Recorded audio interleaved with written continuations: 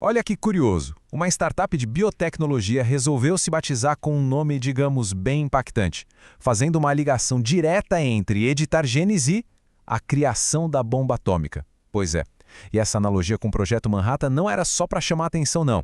Era, na verdade, uma baita declaração sobre o poder que a gente está começando a ter de reescrever o próprio código da vida.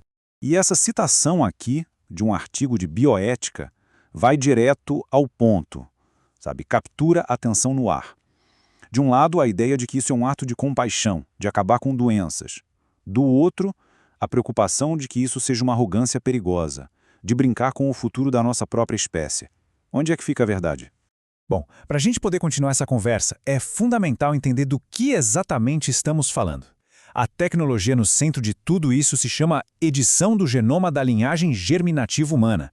É um nome comprido, então vamos usar a sigla HHGE. E o ponto-chave aqui é o seguinte: isso não é sobre tratar uma pessoa que já nasceu. É sobre fazer mudanças no DNA de espermatozoides, óvulos ou embriões. Mudanças que serão passadas adiante para as próximas gerações.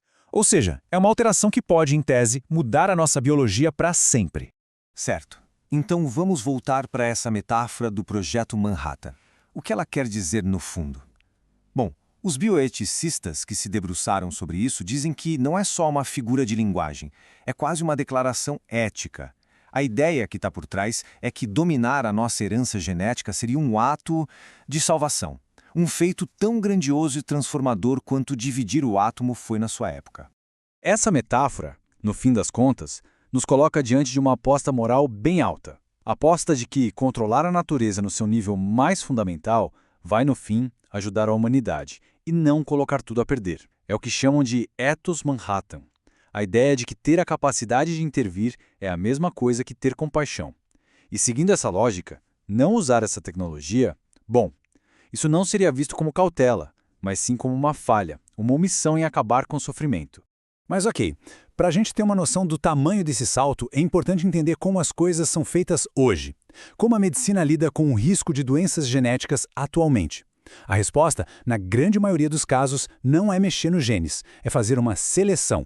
O método que já existe e é usado se chama teste genético pré-implantação, ou PGT. Funciona assim, de forma bem resumida. Os embriões são criados em laboratório por fertilização in vitro, depois uma pequena biópsia é feita neles e as células são testadas por uma condição genética específica. E aí, o passo final é escolher um embrião que não tenha a doença para transferir para o útero. O ponto crucial é, os genes do embrião não são modificados em nenhum momento. E essa comparação aqui deixa a diferença gritante, né? De um lado, com o PGT, a gente trabalha com o que a natureza oferece, digamos assim. É uma escolha entre os embriões que foram criados. Já do outro lado, com a HHGE, a mudança é radical. A gente sai da escolha e entra na intervenção.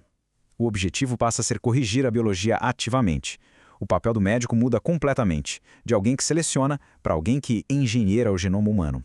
E é exatamente aqui que entra a crítica mais pesada dos bioeticistas. Eles dizem que a HEGE acaba promovendo o que eles batizaram de ética da erradicação. O que isso quer dizer? Que o foco da medicina estaria mudando. Em vez de cuidar de pessoas doentes, o objetivo passaria a ser aperfeiçoar a biologia para que a doença nem sequer tenha chance de aparecer.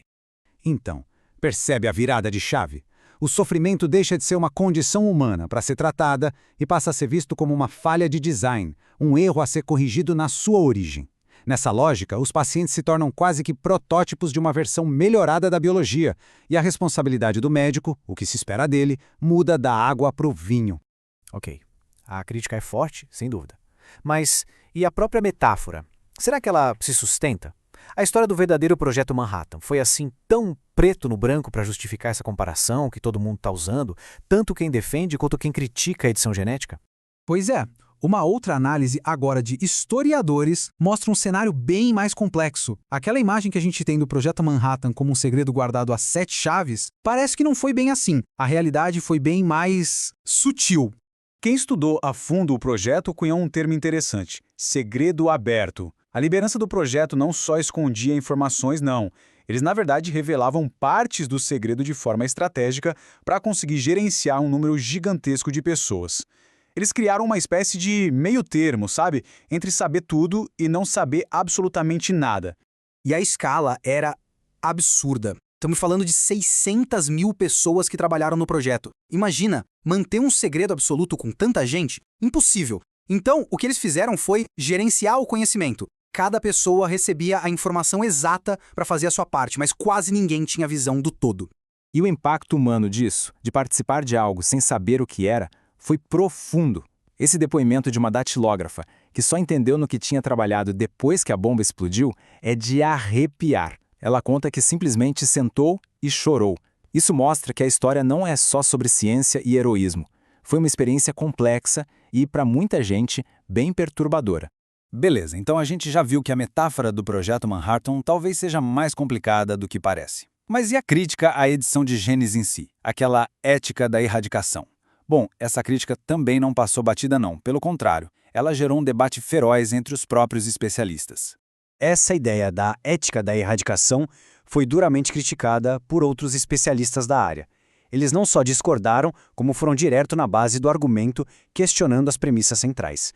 Um desses críticos, Andy Greenfield, da Universidade de Oxford, botou o dedo na ferida. Ele basicamente pergunta, peraí, usar a palavra natural como um guia moral faz sentido?